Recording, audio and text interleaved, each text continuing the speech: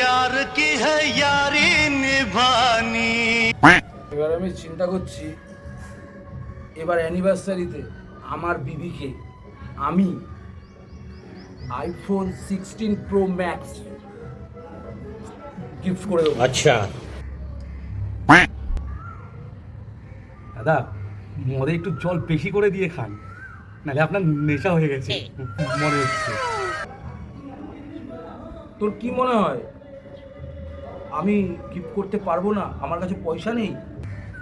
না দাদা, আমি সেটা বলতে চাইনি।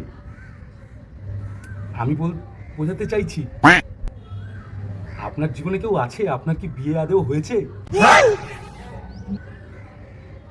আইফোন 16 প্রো ম্যাক্স তাকে গিফট করবে, সেটাই বলতে চেয়েছি। अच्छा